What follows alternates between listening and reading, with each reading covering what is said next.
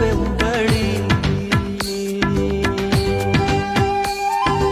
ఏ పని చేస్తున్నా ఆమె చిరునవ్వుతో కనబడి చూపుల వల వేసి తీసుకెళుతుంది తన